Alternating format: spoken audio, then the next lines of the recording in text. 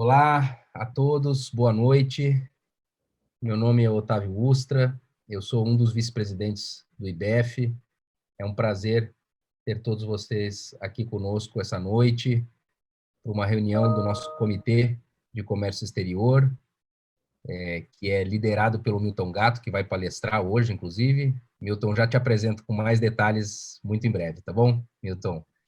Eu queria agradecer a todos, a presença de todos aqui, mais uma vez, então, num evento IBEF, né? Eu gostaria de fazer um agradecimento especial aqui a todos os patrocinadores, né, do IBEF Campinas, a Deloitte, a PwC, a Navegar, empresa de tecnologia, Unimed, a Lemos Advogados e o Finoc Ustra, Sociedade de Advogados. Então, agradecendo aqui a presença de todos e os nossos patrocinadores, né, que fazem tudo isso acontecer, eu queria pedir para a Bárbara passar, para apresentar um pouquinho mais o IBEF para todos vocês, passar o nosso vídeo institucional. Bárbara, se puder, por favor. Estão todos vendo a tela? Sim. Sim. Bacana, vou colocar o vídeo, então. Desde 1985, o Instituto Brasileiro de Executivos de Finanças, IBEF Campinas, faz história na nossa região. Declarada entidade de utilidade pública municipal, somos a única seccional fora de uma capital e nosso quadro associativo é composto por 250 membros.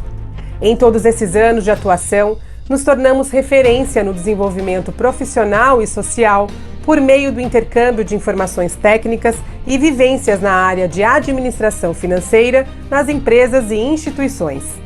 Entre os eventos que organizamos, temos as reuniões mensais dos comitês de estudos em diversos segmentos, além de debates sobre cases empresariais, fóruns, almoços, seminários, webinários, palestras, masterclass e encontros com personalidades do mundo financeiro, político e econômico do nosso país.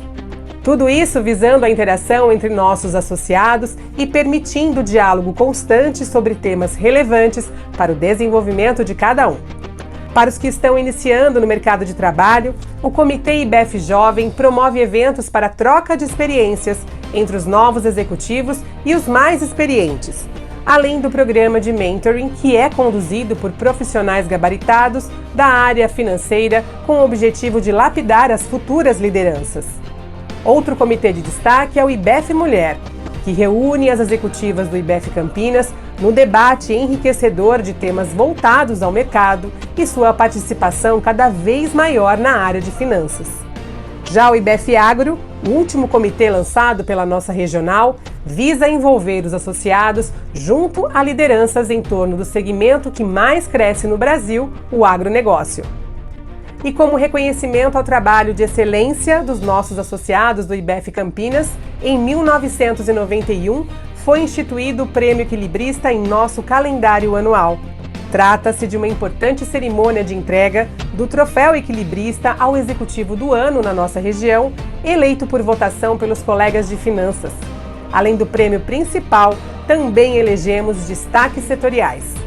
Mas nem só de corporativo vive o associado do IBEF Campinas. Também buscamos contribuir para a sua qualidade de vida e de seus familiares, promovendo jantares ao longo do ano com uma boa gastronomia. Além do evento socioesportivo, que tece uma rede de relacionamentos em torno de atividades esportivas e de lazer, permitindo também o networking em um ambiente sem as urgências e interrupções do dia a dia. Tudo feito de forma leve e acolhedora para que as famílias tenham as melhores lembranças. Nossa missão é congregar e promover um ambiente ideal para o desenvolvimento profissional e relacionamento social de toda a comunidade empresarial e institucional da região. O IBEF Campinas é tudo isso e muito mais.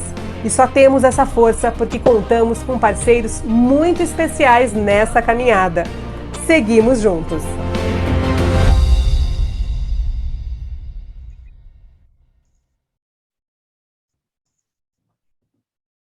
É isso. Obrigado, Bárbara. Olá, Ricardo. Ricardo está aqui também, um dos nossos diretores. Bom, Então, eu queria só reforçar aqui, né, explicar, dentre todos esses eventos do IBF, né, que foram retratados aí no nosso vídeo institucional, nós temos os nossos comitês técnicos, né, que buscam abordar aí assuntos de mercado, né, e trazer aqui para falar gente qualificada, para trazer informação realmente de qualidade, né. Hoje a gente inaugura o primeiro evento do ano do nosso Comitê de Comércio Exterior, já convido todos aqui que tratam certamente dos assuntos ligados a Global Trade, a comércio exterior, a participarem ativamente do nosso comitê e também se interessarem a nos procurar para uma associação, porque realmente são muitos eventos de qualidade. Bom, hoje nós vamos falar, quem vai coordenar os assuntos aqui, o tema é o impacto da classificação fiscal nos processos de comércio exterior. Quem vai conduzir esse assunto é o Milton Gatto. O Milton Gatto é o nosso coordenador do Comitê de Comércio Exterior, é um profissional aí de longa experiência na área de comércio exterior, tendo passado por posições em diversas empresas de auditoria e consultoria, muito, né, de muito relevo no mercado, palestrante aí, bastante requisitado, né, Milton, pelo mercado também, autor de diversos livros na área de comércio exterior e atualmente coordena a área de comércio exterior de Global Trade do FINOC Ustra Sociedade de Advogados. É um prazer te ter aqui, Milton, para iniciar os trabalhos do comitê e falar desse tema tão relevante, né, que, como você bem fala, né, vai ser cada vez mais impactante e importante para as empresas que têm operações com o exterior. Enfim, boa sorte na apresentação e é isso, gente. Muito obrigado. Muito obrigado, Otávio. Muito obrigado. Obrigado aí ao IBF, inclusive, pela oportunidade de estarmos aqui. Eu tenho que compartilhar minha tela. Deixa eu colocar ela aqui. Eu acredito que, se não estiverem vendo, por favor, me alertem. Mas, para mim, aqui já está normal. Deu. Nós estamos vendo sim, Milton. Ok? Tá bom. Okay. Otávio, muito obrigado novamente ao IBF, a todos os patrocinadores. E vamos lá, pessoal, a gente tem aqui um tema bastante relevante, falando do impacto da classificação fiscal nos processos de comércio exterior. Como o Otávio bem comentou, eu já trabalho na área de comércio exterior já há um bom tempo, e eu tenho visto o tema, né, a todo instante sendo discutido em todas as suas particularidades. Bom, a ideia aqui é não fazer um treinamento, esse não é o nosso propósito. O propósito aqui é debater aqui rapidamente sobre o tema, entender aqui o impacto que é causado pelo processo e fazer alguns comentários que nós achamos relevantes, seja quanto à sua aplicação, seja quanto ao impacto efetivamente do tema nas operações de comércio exterior, né? Mais especificamente as importações. Bom, a gente tem aqui 1 hora mais ou menos. Antes que nos questionem, esse material, sim, ele vai ser disponibilizado a todos, já está em posse do IBF, e após aqui o nosso treinamento será disponibilizado a todos, tá? Então, fiquem à vontade que vocês vão receber esse material. O material que já tem ali o meu e-mail, o meu telefone, fiquem à vontade para entrar em contato, afinal de contas, no FINOC Ustra, né, no FIOS, é um tema que nós trabalhamos nas mais diversas variantes, seja uma simples consultoria, seja implementação de um projeto especial, seja no apoio a uma consulta oficial, enfim. O tema aí ele é bastante relevante, como foi falado, e tem todo aí um impacto muito específico sobre as operações de comércio exterior. Como nós não vamos, nós vamos fazer respostas a eventuais perguntas que vocês tenham, até em função do nosso tempo aí ser relativamente limitado, por favor, utilizem aqui o bate-papo, tá? Para deixar suas perguntas, que no final aqui da apresentação, dentro aí do tempo de limitação, a gente responde. Não sendo possível responder aqui ao vivo, nós anotaremos todas as questões e serão respondidas a todas. A ideia é que eu tenha toda essa coleção de eventuais perguntas eu respondo para o IBEF através de um e-mail, o IBEF manda para todos, né? E aí todos ficam sabedores das perguntas e das respostas que foram dadas, tá?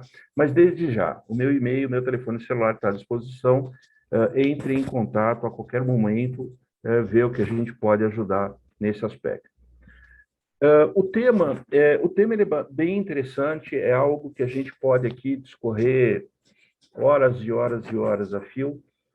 Entretanto, nós puxamos aqui alguns pontos mais específicos sobre a classificação fiscal de mercadorias, então faremos aqui alguns breves comentários, né, sobre o impacto da classificação fiscal em licenças e principalmente na questão dos impostos que são devidos, mais especificamente sobre o processo de importação, as penalidades que estão previstas na legislação e comentar um pouco sobre as origens disso tudo, né? Eu acho que é importante, nós vemos no dia a dia, as pessoas não têm muito conhecimento sobre a origem dessa questão, e eu acredito que alguns comentários que nós faremos aqui possam ajudar no dia a dia. E aí também breves comentários de como classificar as mercadorias, inclusive fazendo comentários sobre a consulta de classificação. Como eu falei, não é um treinamento específico, aqui é literalmente uma conversa sobre o tema, mas dentro dessa conversa, a nossa ideia aqui é identificar essa rotina que envolve a classificação fiscal. Não apenas, né, para a aplicação da legislação, que é extremamente importante, mas também entender ali o seu impacto nas operações de comércio exterior. Ok? Pessoal, quando nós falamos sobre classificação fiscal, né, a classificação fiscal nada mais é do que o ato de atribuir a uma mercadoria um código para sua identificação fiscal.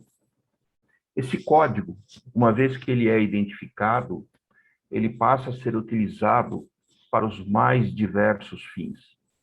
Questões de ordem administrativa, por exemplo, na importação ou na exportação de um determinado produto, será que a empresa ela necessita da anuência de algum órgão específico?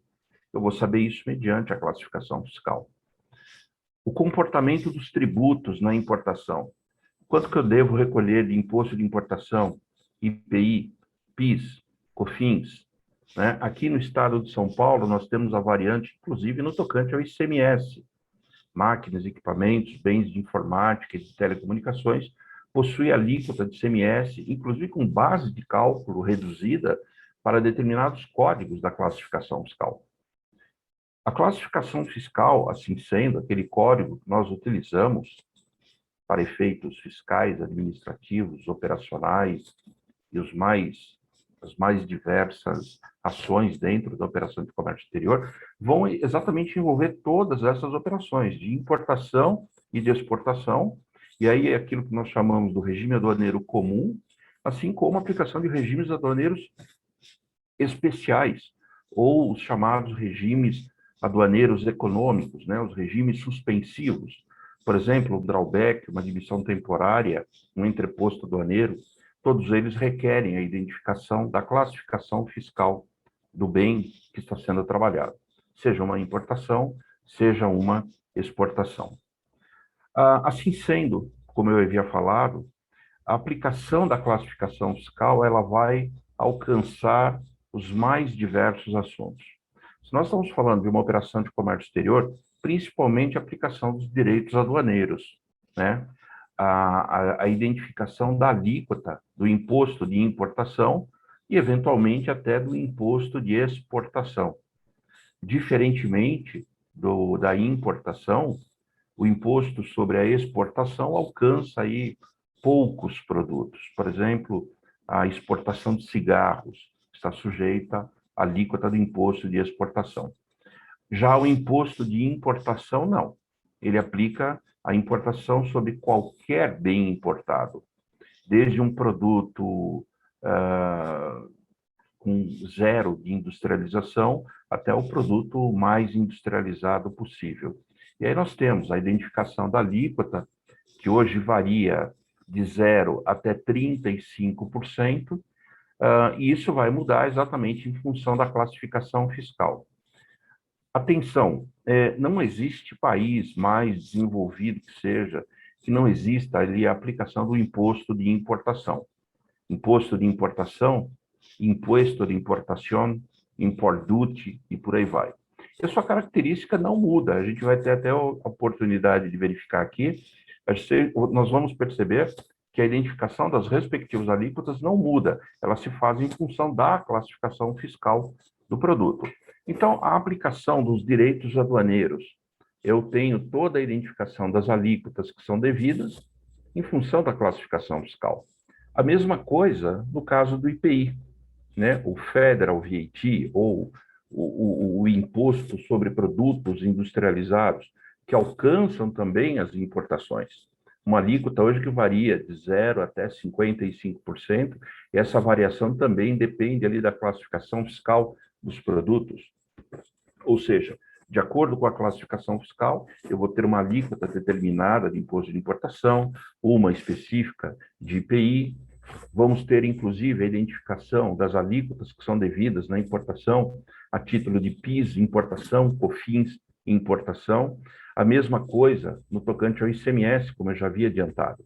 Aqui em São Paulo, especificamente, nós temos ali a determinação de uma alíquota diferenciada, uma alíquota de 12%, quando se tratar de algumas máquinas, equipamentos, bens de informática e de telecomunicações, cuja classificação fiscal esteja inserida nos anexos de legislação específica, legislação que promove ali a redução da alíquota do ICMS, inclusive da base de cálculo do ICMS. Então, veja que a título de imposto, né, seja ele federal, seja ele estadual, nós vamos ter todo esse impacto. Na entrada, nas importações, os impostos que são devidos, e nas exportações, os impostos que serão desonerados, né? As exportações não sofrem aí aplicação de IPI, PIS, COFINS e ICMS. Porém, a alíquota, eu faço a identificação também em função da classificação fiscal daquele produto. E como foi falado, o ICMS, que aqui em São Paulo ele também varia. Então, nós já temos aí uma identificação toda voltada para a área tributária. Pessoal, não estranhe se eu estiver olhando para o alto, é que eu tenho duas telas, tá? Então, aqui está a tela da apresentação, perdão, a tela de apresentação está aqui em cima, e aqui está a câmera. Então, nós temos toda aí uma particularidade dos impostos que vão variar, as alíquotas dos impostos federais, do imposto estadual, em função da classificação fiscal do produto. A mesma coisa no tocante ao ex-tarifário, né? A chamada exceção tarifária. Hoje, especificamente aqui nesse caso, a portaria ME 309, né? A portaria ME 309, aquela que identifica toda a particularidade para a redução da alíquota do imposto de importação sobre máquinas, equipamentos, bens de informática e de telecomunicações. Os famosos BK, bens de capital, e os BITs, bens de informática e de telecomunicações, onde, mediante um processo voluntário, eu posso fazer a solicitação da redução da alíquota do imposto de importação para um determinado produto, classificado em determinada classificação fiscal, e a partir do momento em que não exista uma produção nacional, o Ministério da Economia concede ali a redução do imposto. A classificação fiscal tem papel importante dentro do pedido do ex-tarifário e principalmente no tocante ao desembaraço aduaneiro daquele bem ao chegar aqui no Brasil, onde vai ser feita toda a conferência em relação à classificação que foi adotada, descrição da mercadoria versus efetivamente aquilo que chegou aqui no Brasil. E nós vemos aí vários casos de aplicação de ex-tarifário com a classificação fiscal errada do produto. Isso, desnecessário dizer, o problema que dá no momento que a mercadoria já está aqui no Brasil, pronta para ser liberada da alfândega. Às vezes nem é liberada. Enfim, nós temos aí forte aplicação da classificação fiscal nos processos de ex-tarifário. A mesma coisa no tocante aos acordos comerciais dos quais o Brasil faz parte. Aqui, resumidamente, os acordos comerciais, aqueles que promovem a desgravação tarifária, basicamente nós estamos falando aqui com os países sul-americanos, México, Índia, Israel, Palestina e África do Sul, né? São poucos acordos comerciais que o Brasil faz parte. Porém, a questão da classificação fiscal ela é importante, tanto na importação, quanto a conferência dos certificados de origem, que sustentam, né, exatamente a origem desses países, quanto a emissão dos mesmos documentos quando fazemos as exportações. Então, também nesse tocante aos acordos comerciais, nós temos a aplicação dos acordos da classificação fiscal de mercadorias. Questões relacionadas à defesa comercial, aplicação de alíquotas antidumping, medidas de salvaguarda, subsídios, todos eles voltados de acordo com a classificação fiscal do produto. E a mesma coisa no tocante às atuais, né, os atuais documentos denominados LPCOs. Não vou dizer atual, porque o LPCO já é um documento existente na exportação já há algum tempo, e agora com a nova metodologia da importação, com a do INPE, o nome já está sendo introduzido, né, nos processos de importação, que se configuram especificamente em licenças. Licenças, permissões, certificados de outros documentos, que abrangem ali autorizações, estabelecimento de cotas, preços e por aí vai, né? Basicamente, nós estamos falando ali da obtenção de um documento específico, seja para importação ou para exportação, também aí de acordo com a classificação fiscal dos produtos. E também a questão de emissão de nota fiscal, principalmente no tocante à exportação, né? Exportação, a metodologia já mudou desde 2017, com a introdução da DUI, a Declaração Única de Exportação, e a partir mais especificamente de 2019, onde o processo tornou-se obrigatório.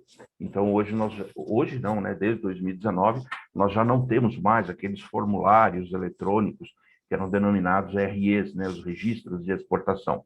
Hoje tudo é com base em DUI, as exportações. E a DUI ela é formada mediante a emissão da nota fiscal.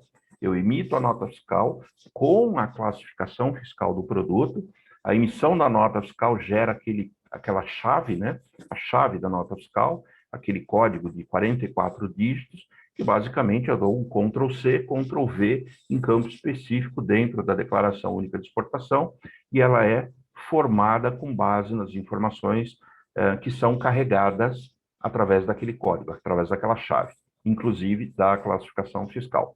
Nota fiscal emitida erroneamente com a classificação fiscal é uma informação que vai errada para a DUI.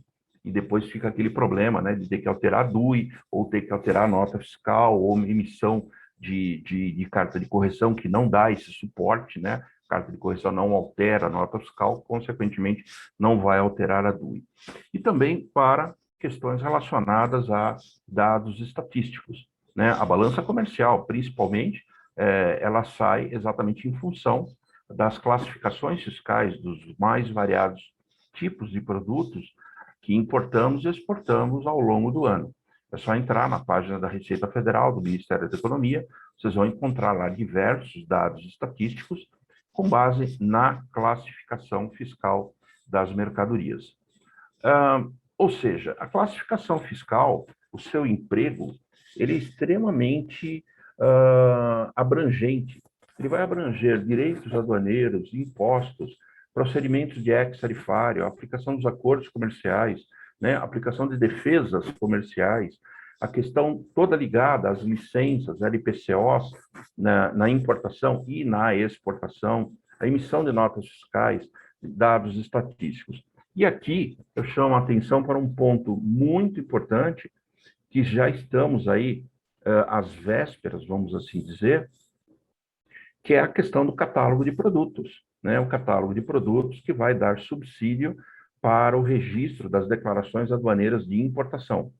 Muita gente já sabe, o catálogo de produtos será um catálogo pré-aprovado pela Receita Federal, onde eu terei todos os meus itens registrados em nuvem, que poderá ser administrado por alguma pessoa, por algum colaborador específico da empresa, eventualmente até um despachante aduaneiro, em que eu vou ter ali a identificação dos produtos com as respectivas classificações fiscais. Esse é um trabalho que nós já iniciamos com algumas empresas, e existe toda uma necessidade de uma revisão do atual banco de dados, não apenas no tocante à classificação fiscal, mas também na descrição da mercadoria. Importante, nós estamos aí à beira de uma consulta pública que deve sair aí. A ideia é que saísse essa semana, pelo menos na reunião que eu participei com o pessoal de Viracopos, a semana passada, a semana retrasada, deveria sair aí uma consulta pública.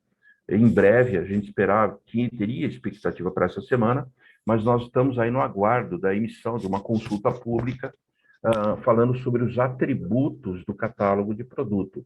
Fiquem atentos nesse aspecto, se bem que nós, do FIOS, nós faremos a comunicação através das mídias sociais, principalmente no LinkedIn, assim que sair o assunto, né? Assim que a consulta pública for divulgada. Então, é algo que nós estamos acompanhando e esse assunto é extremamente importante para que as empresas atentem, principalmente no tocante à elaboração do catálogo de produto, que vai se tornar, não neste primeiro momento, mas vai se tornar algo obrigatório.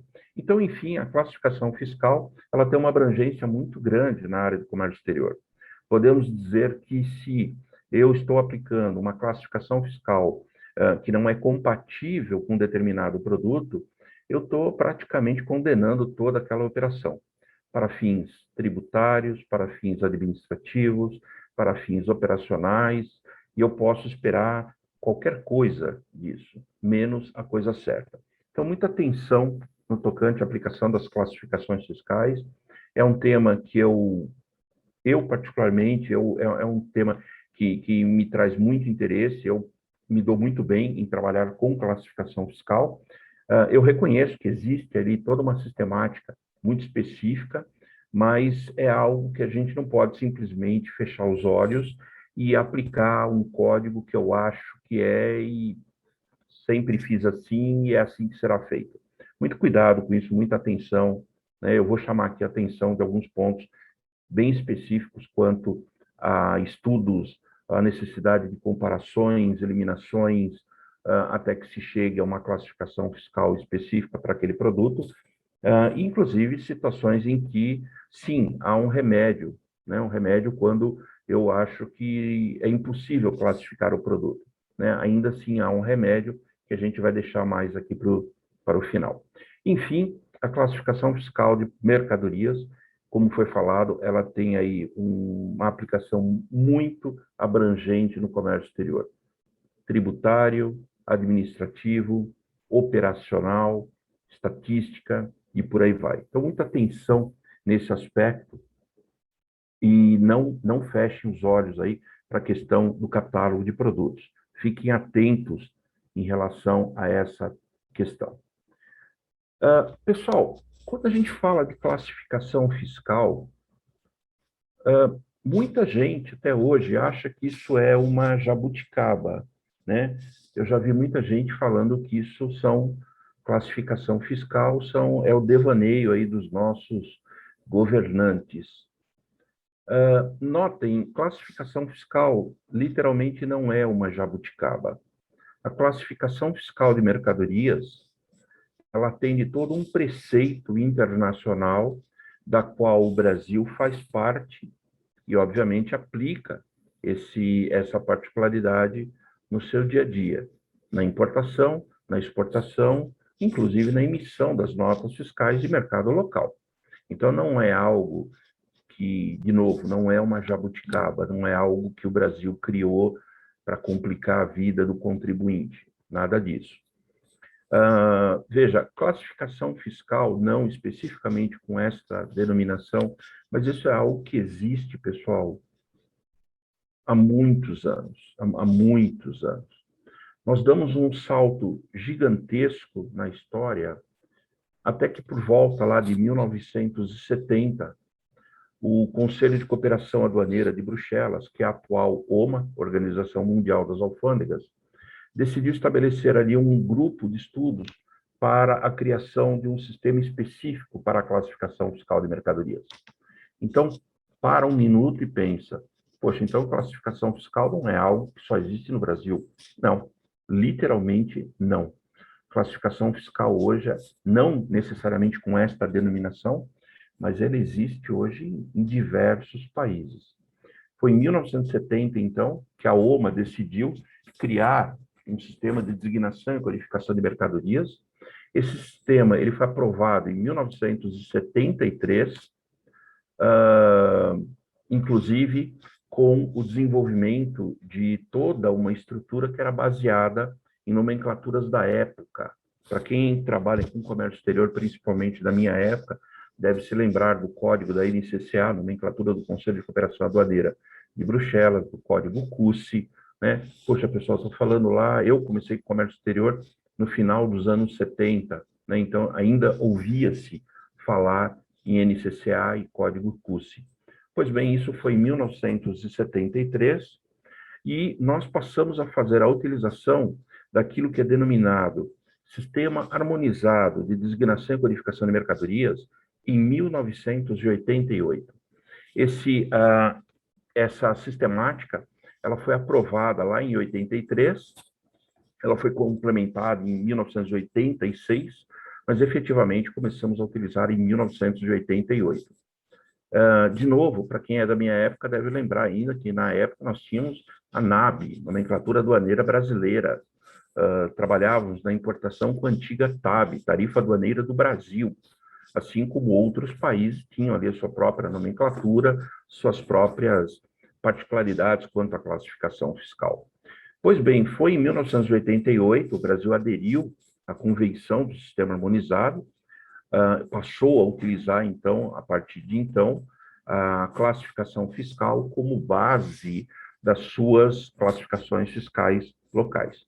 Foi em 1994, com a criação do Bloco Econômico Mercosul, Brasil, Argentina, Paraguai e Uruguai, a criação da NCM, Nomenclatura Comum do Mercosul. Nomenclatura comum aos sócios do Mercosul. Brasil, Argentina, Paraguai e Uruguai utilizam-se da mesma classificação fiscal. Então, isso também serve para ensinar, para transmitir a informação de que NCM é algo que existe aqui no Mercosul, né? Lá fora, nós não pedimos para um exportador ou para um cliente que nós temos lá fora o código NCM deles. O código NCM é aqui, Mercosul. Lá fora, a gente chama de código do sistema harmonizado. Eventualmente, até existe ali uma denominação, mas se eu falar código do sistema harmonizado ou Harmonized System Code, tá bem dito, eu já passei ali o recado. Então, classificação fiscal, primeiro, não é algo que existe apenas no Brasil. A Convenção do Sistema Harmonizado, atualmente, são mais de 200 países, territórios, blocos econômicos que se utilizam da mesma base para a sua classificação fiscal. Poxa, Milton, então os outros países também têm classificação fiscal? Sim, os outros países também têm a sua classificação fiscal, muitas vezes utilizada para os mesmos propósitos que nós utilizamos aqui, principalmente para fins tributários. Se eu quero saber o import duty de determinado produto nos Estados Unidos, eu preciso saber o código do sistema harmonizado que é utilizado lá. Se eu quero saber o imposto de importação aplicado sobre um produto importado em algum país de língua espanhola, a mesma coisa, e assim sucessivamente. Então, definitivamente, a classificação fiscal não é uma jabuticaba. E o seu sinônimo aqui no Brasil, aqui no Mercosul, a NCM, é uma nomenclatura específica do Bloco Econômico Mercosul, nomenclatura comum do Mercosul. Pois bem, então, desde 1988, utilizamos o Sistema Harmonizado de Designação e Codificação de Mercadorias, e mais precisamente a partir de 94, com a criação do Bloco Econômico Mercosul, na NCM, nomenclatura comum do Mercosul. De lá para cá, o que já ocorreu? Nós já tivemos diversas alterações promovidas no Sistema Harmonizado, e o Brasil, como país que aderiu à Convenção do Sistema Harmonizado, obviamente, acata as alterações que são promovidas pela Organização Mundial das Alfândegas e adapta na NCM, assim como Argentina, Paraguai e Uruguai. Perfeito? Então, vejam, classificação fiscal não é algo que só tem no Brasil. tá? Não é uma jabuticaba, como foi falado. E aqui também, principalmente nessa último parágrafo, né, ali o 2022, já está anunciada a nova versão para o sistema harmonizado em 2022. A classificação fiscal não é algo que também eu ouço com uma certa frequência, que o assunto é complexo porque muda todo dia. Não. A classificação fiscal ela não muda todo dia. A classificação fiscal depende aí de alterações promovidas pela Organização Mundial das Alfândegas. E notem que desde 1988 ocorreram aí algumas poucas alterações. No ano de 2002, na virada do ano 2006 para 2007, apenas uma curiosidade, foi exatamente na virada do ano 2006 para 2007 que apareceu a classificação fiscal específica para telefones celulares. A classificação fiscal tem disso, né? Ela corre atrás de novas tecnologias.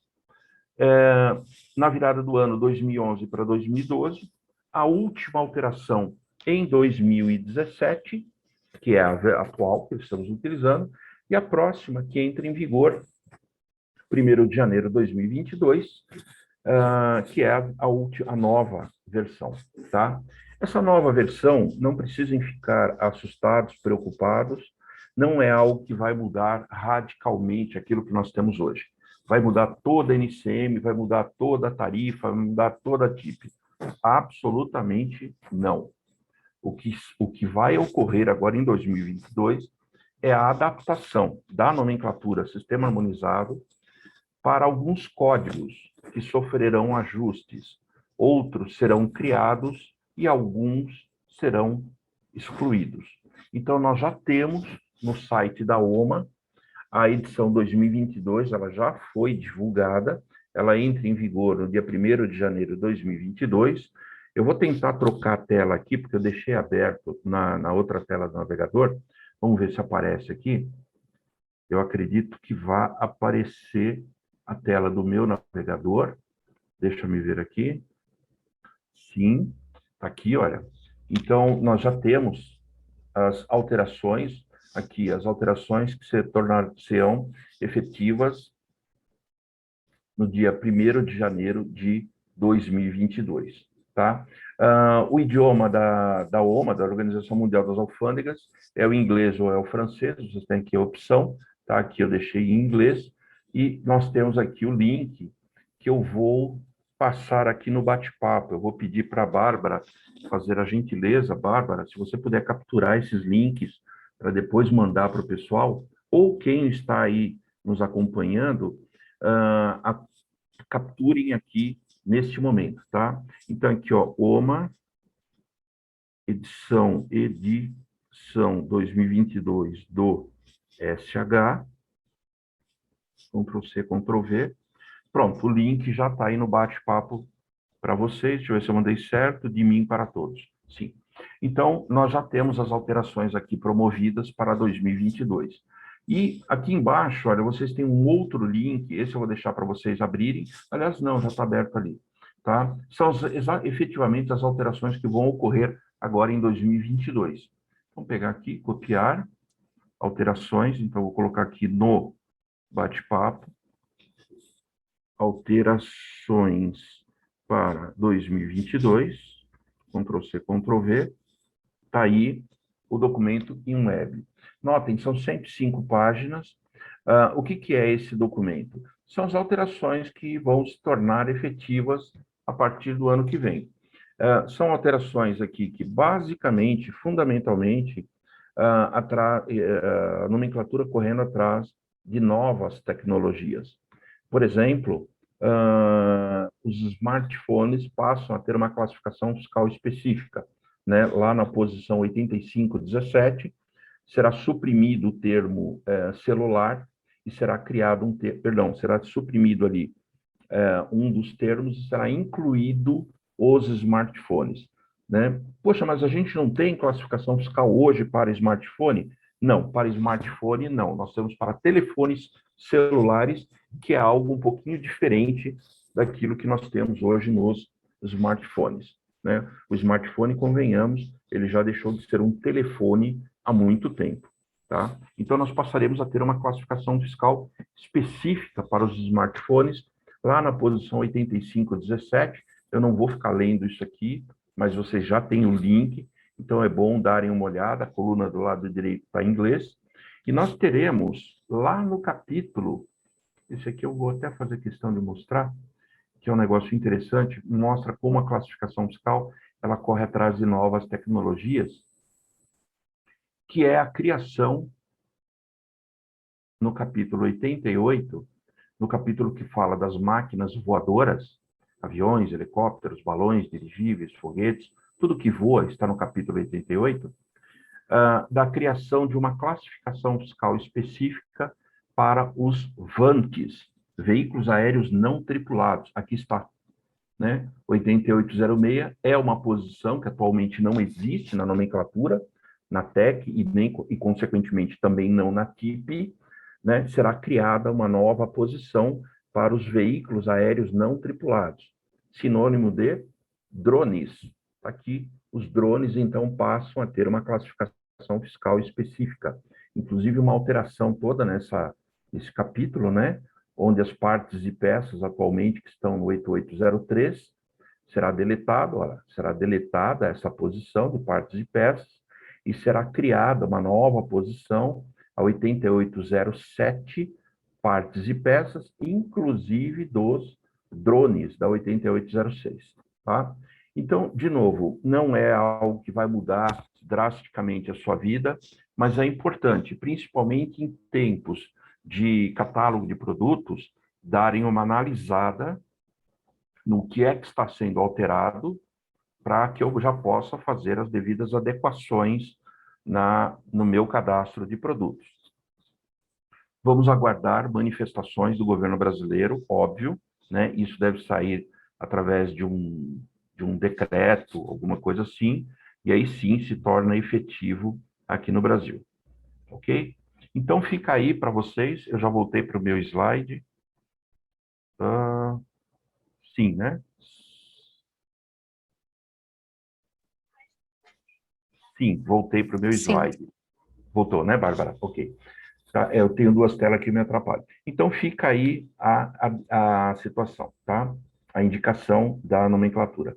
Bom, o sistema harmonizado, então, que foi criado lá no âmbito da OMA, nada mais é do que uma estrutura para se classificar mercadorias, a identificação de um código fiscal para as mais diversas mercadorias, possui toda uma estrutura de seções e capítulos, vamos por aqui, né, que identifica a base do sistema harmonizado. Pessoal, o que é o sistema harmonizado de designação e codificação de mercadoria? São 6 primeiros dígitos da NCM, ou a NCM nada mais é do que a inserção de 2 dígitos dentro do sistema harmonizado. Esse código que nós estamos vendo, aqui, claro, ele está paliativo, né? É apenas um exemplo, composto de 6 dígitos, tem toda uma estrutura baseada lá em princípios da própria Organização Mundial das Alfândegas, e o Brasil, como aderiu, usa essa mesma particularidade. A NCM nada mais é do que a nomenclatura comum do Mercosul, com base no sistema harmonizado. Então, o que é a NCM? É aquele código de 8 dígitos em cima do sistema harmonizado. Então, estamos aqui, ó, a primeira parte, os 6 primeiros dígitos, é o sistema harmonizado, e a adoção de mais 2 dígitos, nós chamamos de item, subitem, aqueles números, né, é até onde eles podem chegar, o número de casos, né, de 1 a 99, ou de 1 a 9, dependendo do dígito, isso aqui se lê, né, dessa forma. Primeiro par de dígitos, segundo par de dígitos, o 5º dígito, 6º dígito, 7º dígito, 8º dígito. Perfeito? A NCM, então, nada mais é do que a inserção de 2 dígitos em cima do sistema harmonizado. Por exemplo, se nós pegarmos uma situação aqui no Brasil, né, a posição 84243010, então eu tenho os 6 primeiros dígitos, que é o sistema harmonizado, e os 2 últimos, que é item e subitem, que é os 8 dígitos, completa o sistema harmonizado.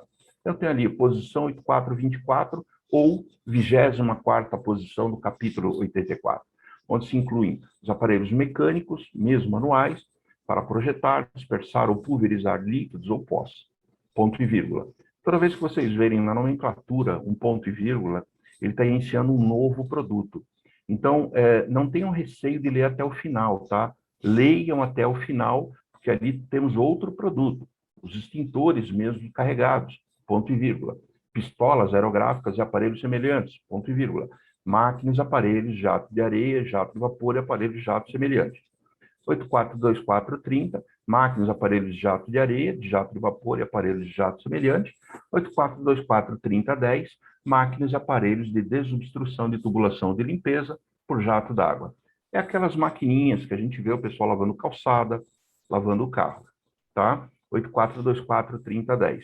Se eu fizer um comparativo, uma tarifa, uma nomenclatura norte-americana, nós vamos encontrar as mesmas disposições. 8424, a posição, é o mesmo texto, não pode ser diferente, não pode ser. 8424.3, que é o quinto e o sexto dígito, que é 0, exatamente a mesma descrição. Ocorre que lá nos Estados Unidos, eles adotaram mais 4 dígitos para controle interno, mas os 6 primeiros são exatamente iguais aqui no Brasil. Então, fazer a correlação é muito simples. E essa mesma sistemática você vai encontrar em todos os países que aderiram ao sistema harmonizado de designação e codificação de mercadorias. Se você pegar uma tarifa francesa, se você pegar uma tarifa turca, se você pegar uma tarifa japonesa, todos com a mesma disposição, 842430. Todos têm a mesma disposição. Então, vejam, de novo, NCM, né? A classificação fiscal não é uma jabuticaba. Isso nós encontramos no mundo inteiro, basicamente. Entretanto, além da NCM, muito importante é a descrição da mercadoria. Isso faz parte fundamental dentro da classificação fiscal de mercadorias. Eu não posso simplesmente registrar uma declaração aduaneira falando lâmpada. Eu tenho que trazer toda a sua característica, o tipo, a potência, tensão, tipo de rosca, para este produto. Se muda o produto, claro que ele vai ter particularidades igualmente distintas. Esse também é um assunto muito importante para quem trabalha com cadastro de produtos, que muitas vezes utiliza sistemas operacionais, sistemas de controle, que não oferecem dígitos suficientes para toda a descrição. E aí tem que ficar fazendo a chamada short description, né, que é abreviar tudo, mas mesmo assim ainda trazendo todas as características de cada um dos produtos. De novo, esta classificação e esta nomenclatura que vai sustentar lá o registro de uma declaração aduaneira e eventualmente até de uma nota fiscal. Tá? Muita atenção nesse aspecto, quanto à classificação e à descrição, que nós temos multas previstas no regulamento aduaneiro, foram objeto lá da medida provisória 2158, lá de 2001, já foram inseridas no artigo 711 do regulamento aduaneiro, que é o decreto 6759, aquela famosa multa de 1% com um mínimo de R$500, né? E sabemos que esse tipo de multa, principalmente no processo de importação, vai me trazer custos, o próprio custo da multa, sem contar nas retificações, satisfações acessórias, apresentação de novos documentos. Invariavelmente ouvimos aquela célebre frase que eu ouço desde os anos 70, né? A fábrica vai parar a fábrica porque errou a classificação fiscal, a mercadoria não vai sair da alfândega, né? Caso seja percebida ali pela fiscalização a aplicação de uma NCM não compatível, tá? Eu vou deixar por isso mesmo. Ok, né? Esse é o famoso livre-arbítrio, porém, estejam avisados lá do artigo 638, também do regulamento aduaneiro, o qual fala sobre a revisão aduaneira que pode alcançar os últimos 5 anos. Então, muita atenção nesse aspecto. Não é porque deu canal verde, eu sempre comento isso, né, que está tudo certo. Na alfândega, canal verde simplesmente significa que aquele processo foi liberado sem conferência, apenas isso. E que a Receita, sim, ela tem, de acordo lá com o artigo 638, até 5 anos da importação ou da exportação para fazer a chamada revisão aduaneira, inclusive no tocante à classificação fiscal. Nós temos visto, infelizmente, vários casos de autuação, vários contribuintes e importadores por erro de classificação fiscal. Então, muita atenção no tocante à identificação da classificação fiscal, a necessidade de entender o produto que está sendo comercializado, as suas características, emprego, uso, função e por aí vai.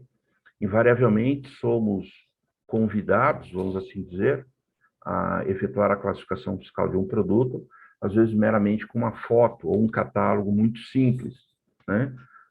Eu desafio a qualquer um me dizer o que é esse produto que tem na tela agora e afirmar categoricamente. Será que a gente consegue? Né? Ele dá aqui pelo menos uma dupla interpretação. Pode ser aqui uma lâmpada, né? Mas também ele sugere aqui um chopp, uma cerveja, né? Sei lá, de repente uma taça que foi criada aí por um artista plástico, né? Utilizando até eventualmente uma própria lâmpada, né? E aí, qual que é o produto? Então, muitas vezes, se eu não tenho informação suficiente, eu não consigo classificar a mercadoria de acordo e, consequentemente, eu posso colocar tudo a perder naquele meu processo de importação ou de exportação. As recomendações são aquelas mais específicas possíveis sobre o tema. Conhecer a mercadoria, e aí sim, a partir do momento que eu conheça a estrutura da classificação, fazer uma busca nas seções e capítulos, sempre observando as ferramentas para a classificação fiscal, como, por exemplo, a NESH, as notas explicativas do Sistema Harmonizado de Designação e Codificação de Mercadorias. Utilizem-se de ferramentas confiáveis, jamais baseiem-se classificações fiscais em listas que vocês acham no Google. Tem um monte. A qualidade, entretanto, daquilo é, no mínimo, duvidosa. Muito cuidado. Vocês vão atrelar toda a particularidade fiscal, tributária, contábil, operacional, administrativa, de um processo de importação e de exportação, em uma lista que você achou no Google. Muito cuidado com isso, tá? Procure fazer anotações de notas de seção, notas de capítulo, né? Nós temos hoje toda uma estrutura da nomenclatura que ela tem 21 seções, 99 capítulos, mais de 1000 posições, e toda essa nomenclatura possui notas de seção, notas de capítulo e de subcapítulo, inclusive alguns pareceres já publicados pela OMA, na página da Receita Federal, vocês encontram, né, a coleção dos pareceres emitido pela OMA, né, tem até casos clássicos ali, o relógio inteligente, né, que não é um relógio, aqueles relógios inteligentes, hoje você tem Apple, Samsung, eles não são relógios como nós conhecemos, aqueles, aqui eu tenho um digital, ok? Né? Mas isso é um relógio lá no capítulo 91, alguma coisa. Os relógios inteligentes, né, eles são classificados, eles são identificados, não como relógios, e sim como equipamentos de transmissão e recepção de dados, né? Ele tem um formato de um relógio, você usa como um relógio, mas fiscalmente falando, ele não é um relógio. Então, muita atenção nesse aspecto. No próprio site da OMA, no próprio site da Receita Federal, vocês têm toda essa informação, inclusive numa ferramenta extremamente útil que a Receita está colocando à disposição, que é o Classif. Vamos lá para o meu navegador, eu já abri ele aqui, ó, que é o Classif. Aqui está. Vou pegar aqui o... Deixa eu ver se vocês estão vendo aqui o material. Aqui está o Classif. Toda a estrutura da nomenclatura, e eu não preciso de certificado digital, não preciso de nada, tá? O link eu estou colocando aqui no bate-papo. Classif, mais mudo. Pronto.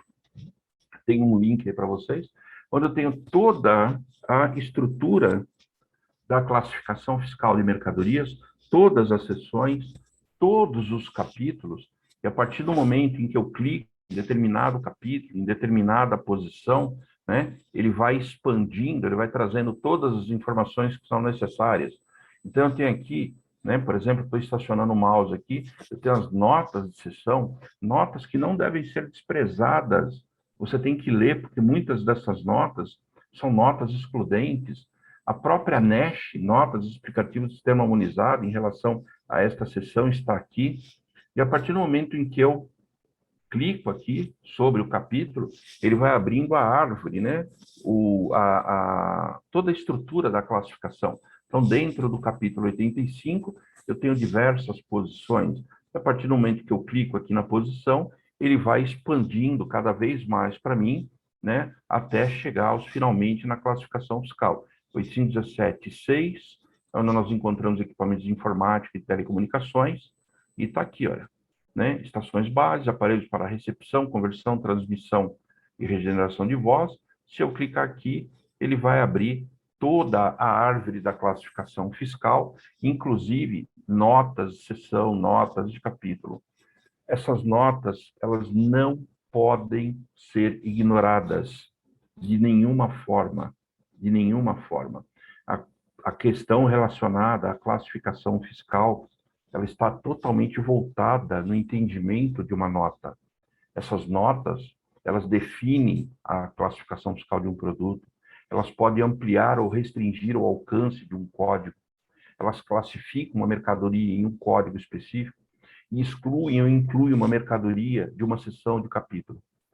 Invariavelmente, o que eu mais ouço dentro das empresas, do classificador, do responsável por classificação fiscal, é que ele não tem tempo. A bem da verdade, a função do classificador, ela é um tanto quanto injusta dentro das empresas, porque muitas vezes o classificador ele é atropelado com a urgência, algo do tipo, não, mas você não classificou ainda, né? Tem que registrar a declaração hoje, tem que fechar o pedido hoje, tem que emitir a nota fiscal hoje. Existem classificações que nós encontramos, né, pelo simples fato dela ser nominal, rolamento de esferas, parafusos metálicos, válvulas, alguns produtos você tem a classificação nominal, então é relativamente simples de encontrar. Mas, eventualmente, você não tem a questão, né, da identificação nominal do produto. Isso faz com que você tenha que ter tempo para estudar a estrutura, os capítulos, as notas de seção, as notas de capítulo, a NESH, verificar os pareceres da OMA. Né? Eu mesmo já tive situações de ficar 3, 4 dias, às vezes até mais, para identificar uma única classificação fiscal. Isso baseado ainda em pareceres da OMA, pareceres da alfândega norte-americana, ou pareceres de instituições europeias, né? Então, eu tenho que ter esse tempo, não é simplesmente pegar o código, achar que é aquele e simplesmente jogar ali na nota, na declaração e assim por diante. Você vai comprometer todo o seu processo. Além disso, muita atenção para aquilo que é chamado das regras gerais interpretativas do sistema harmonizado, além de saber de toda a complexidade quanto à estrutura, posições, capítulos, eu tenho que entender que existem regras que identificam, por exemplo, que o texto da posição ou do capítulo, que é a regra número 1, né, elas definem o produto, regras que falam sobre produtos incompletos, inacabados, desmontados ou por montar, né, produtos associados a matérias diferentes. A nota 3, a regra 3, quando fala dos produtos compostos, os famosos kits, recentemente eu ouvi de uma empresa, não, quando temos 3 itens diferentes, né, é um kit, então eu classifico pela alíquota maior, afinal de alíquota de IPI ou alíquota de imposto de importação, afinal de contas, fazendo isso, né, eu estou recolhendo mais imposto do que eu deveria, e a Receita Federal, obviamente, será condizente com a minha situação e não vou ter nenhum problema. Lê do engano. Não adianta atuar pró-fisco. Se você classificar a mercadoria errada, você vai ser multado, você vai ser autuado, você vai ter problema da mesma forma. Então, muita atenção nesse aspecto, né?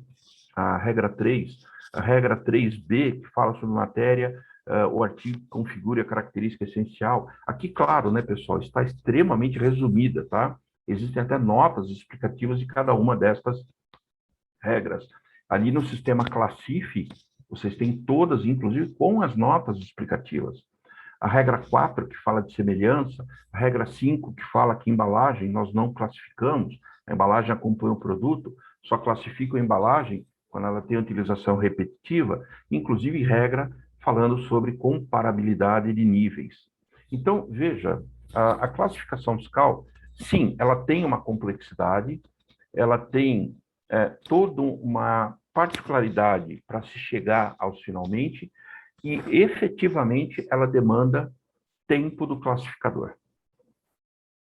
Pegar uma classificação fiscal, um determinado produto, e classificar simplesmente achando, né, sem bases legais, sem bases que sustentam aquela classificação, você pode estar correndo um sério risco de comprometer toda a sua operação.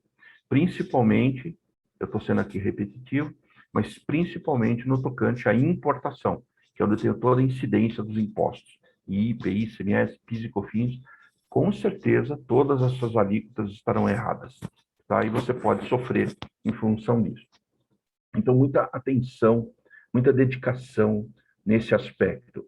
Nós, no FIOS, nós assessoramos diversas empresas, diversos portos, diversos segmentos, os mais diversos tipos de produtos para a classificação fiscal, né? Existem ali coisas relativamente, não vou falar fácil, mas rápida de se identificar, e algumas outras que demandam um certo tempo, um tempo considerável. Mesmo assim, existe um remédio para tudo isso. Na eventualidade da empresa, do contribuinte ali, ele não saber qual é uma classificação fiscal, ele pode, inclusive, se socorrer perante a própria Receita Federal. Existe hoje a Instrução Normativa 1464, que ela disponibiliza ao contribuinte a questão da consulta. Existem, claro, critérios para aplicação da 1464. Um deles é você não estar, no momento da consulta, não ser objeto de verificação ou início de investigação. Isso você não vai poder fazer, até porque ela exige uma declaração em que você não esteja nessa situação, mas é uma ferramenta muito útil, muito versátil. Poxa, mas a Receita demora quase um ano para responder. Não tem problema. Não tem problema, porque dentro da IN eu vou dizer, inclusive, qual é a classificação que eu julgo ser correta, vou apresentar as minhas justificativas e estou usando exatamente aquela que eu acho que é correta.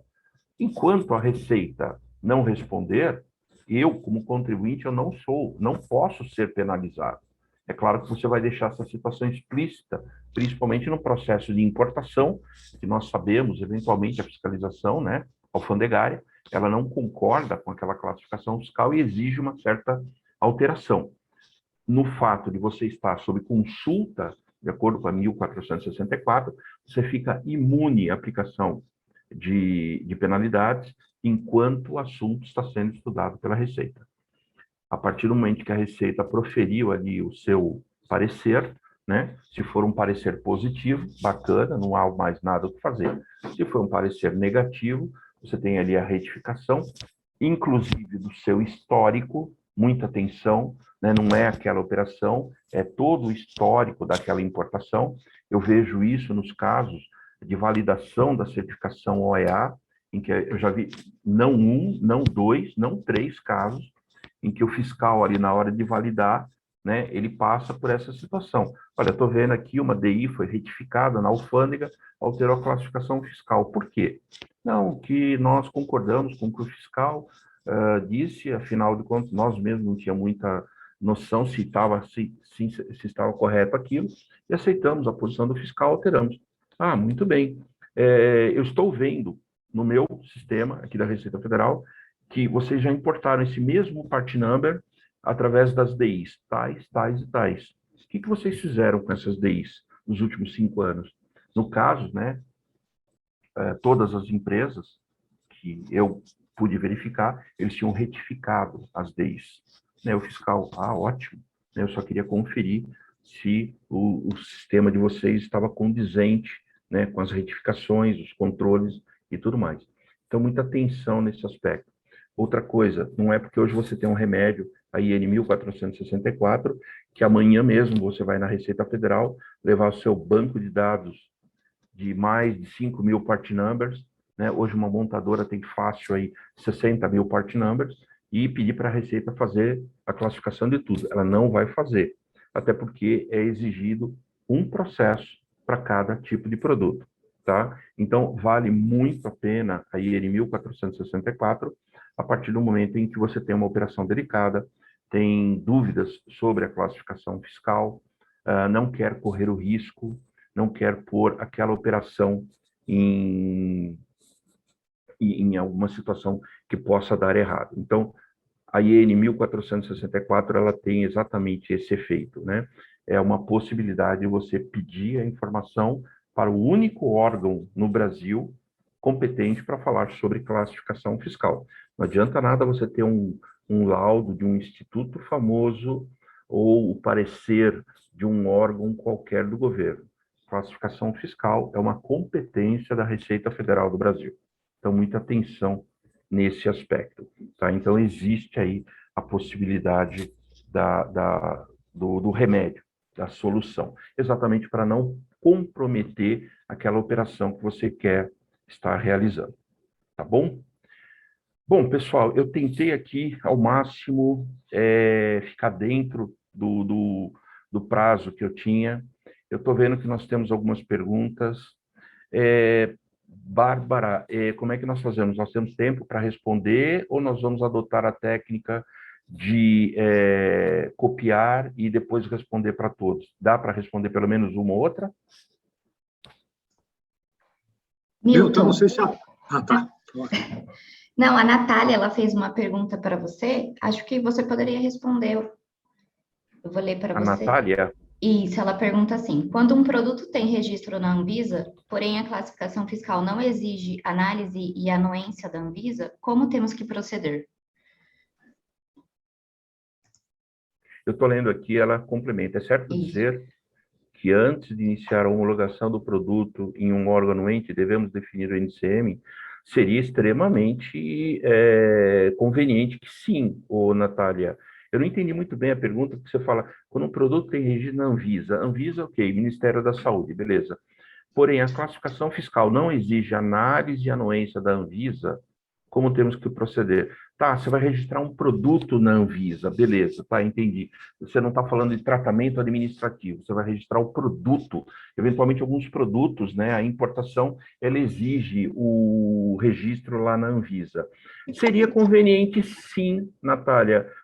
A partir do momento que você tem dúvidas, seria interessante, sim, ter a classificação fiscal do produto já definido por parte da Receita Federal, tá? Eu mais do que recomendo essa situação, já para você ter algo correto em mãos. De novo, é a Receita Federal que tem a competência para falar sobre classificação fiscal de mercadorias, tá, Natália? Então, eu recomendo exatamente essa questão, tá? Tem uma pergunta aqui também, eu vou dar uma lida, tá, Bárbara? Se não tiver tempo, você me fala, por favor, tá?